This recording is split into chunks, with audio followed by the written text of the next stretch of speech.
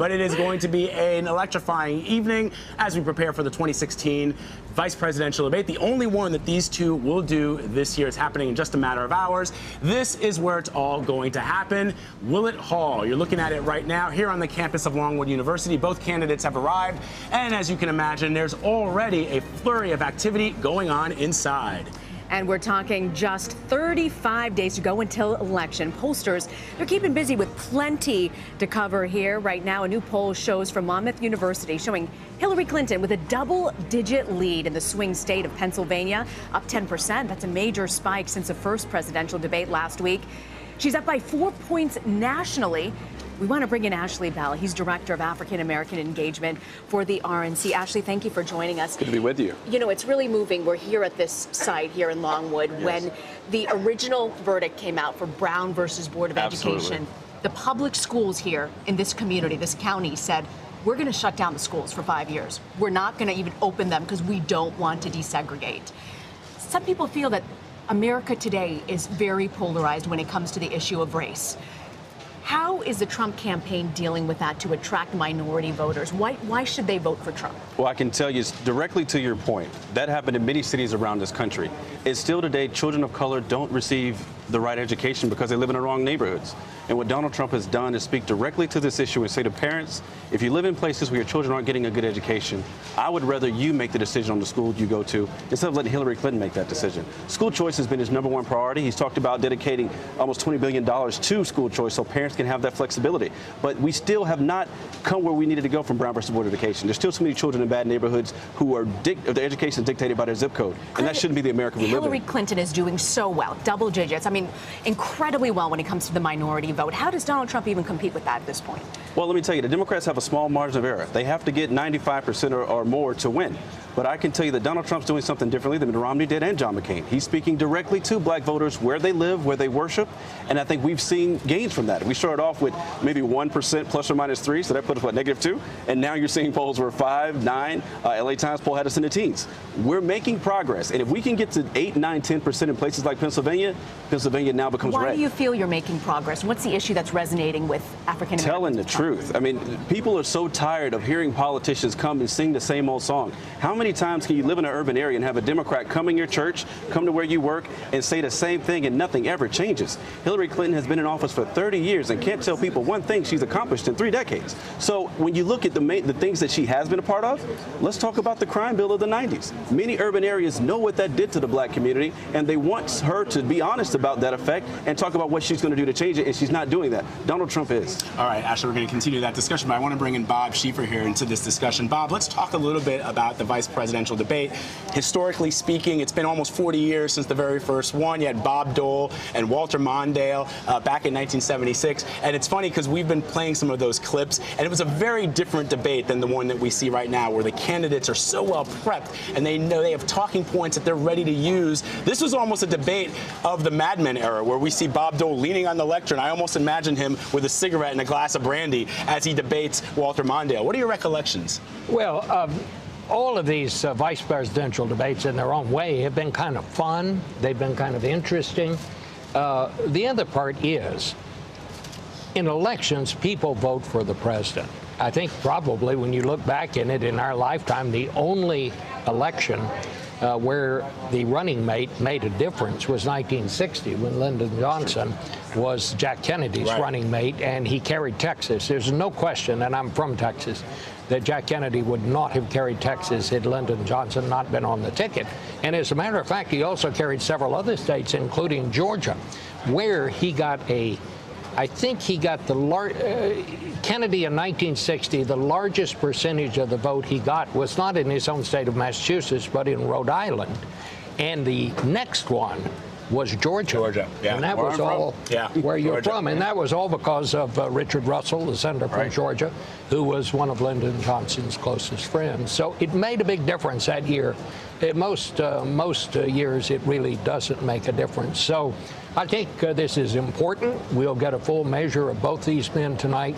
But in the end, and I think this year more than ever, this is between the two top people on the ticket, Hillary Clinton and Donald Trump. Actually, you wanted to jump in. Yeah, I agree, but I think what's special about this for the Republican side is that Donald Trump hasn't been in office before. He's never had to appoint anybody to anything as a government with a government function. This is his first pick. This is someone who he's putting out there to say, look, this is my first major decision as a major party nominee.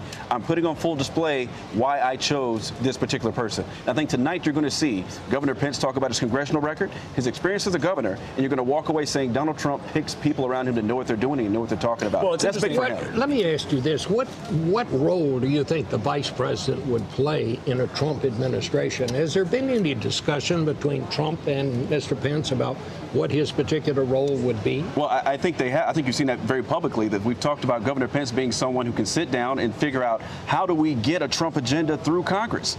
How do we get a Trump agenda? How do we get governors to buy into a Trump agenda? It's what happens when you have someone who's a complete outsider from Washington who doesn't have that experience. You need someone who can come in and help you figure out how to get through Washington, and that's what he's doing. That's what he brings to the ticket. Do you think he would ever be an advisor to Trump? And I guess that would bring up the question. Absolutely. Is there anyone who could talk to Trump outside his family that he would listen to them? Well, I tell you, his family had a lot to do with picking Governor Pence, so I think he's almost family now. So it's pretty.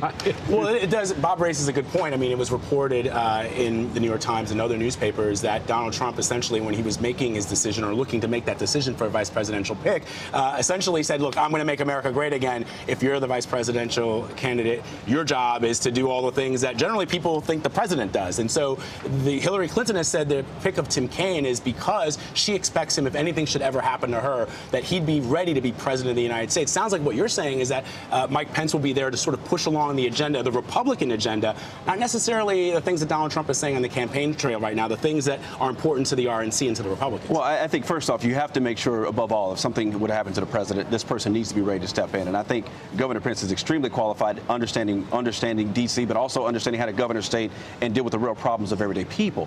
But at the same time, you want a partner. This is the first time we've had a nominee that was from outside of D.C., who wasn't a D.C. person, wasn't a government person. So what's good is that Governor Pence gives us an opportunity to say, look, here's the ideas that you have. Let's talk about how we get them through Congress. I know where the traps are. I know we can go to get things done. I know how to build coalitions. And that's where Governor Pence is going to prove vital. How does he reconcile the fact that when you talk about Muslims and immigration, Trump wanted a complete ban on Muslims entering the country? Pence thought that was a little bit nutty. And then his opinion now kind of reconciled a bit with Trump. So when he goes to debate the issues today, abortion, for instance, he's more hardcore on abortion than Donald Trump is. How does he reconcile these differences? Because there are some significant differences between them. Well, I think every vice president has those challenges. I think the same thing that Governor Kaine is going to have with Hillary Clinton. You don't find a clone and say, give me my clone and I want that to be my VP. It just doesn't work that way. But I will say that the differences that you have, they talk about them. And with your example with the ban on Muslims, that exactly has changed. And now we're in a position where we're being very targeted about who needs higher scrutiny before they enter this country. And that's something probably that advisors and people like Governor Pence had an impression on Donald Trump. Does that help the fact before 9/11 there were significantly more Muslims who would vote the Republican Party than there is today? After 9/11, you can see a lot of them transferred over to the Democratic Party. How do you win over those people when your candidate is making those kinds of comments? Well, look, we want the vote of every American. I think Donald Trump. But I'm asking about the Muslim population in particular who felt that he's isolated them. Well, I think he's been very specific that this country needs to make sure that who's coming in this country, we need to vet them as best we can. Not a religious test, but if you come from a country where we need to have more scrutiny, then we should. Because right now our country's failed us on so many occasions of allowing people in this country who shouldn't be here. Bob, again, you mentioned, interestingly enough, how powerful LBJ was, not only as a vice president, but eventually he became president of the United States as well. This debate, even though we know that generally people are picking the president of the United States, because this has been such a topsy-turvy election season, might we be seeing something a little different? Might this debate be unlike any of the others, perhaps going back to 1960? You know what? The safest bet on the card is this one. This will be a more substantive debate than what we saw last week. I would think that's the safest bet. These men are experienced debaters. But I tell you what I think is going to be interesting. The role of the vice president in these debates is not, number one, not to make a mistake. Do no harm. Do no harm. Do no harm. The second responsibility, I think, is to explain who their running mate is and give people a good reason to vote for them.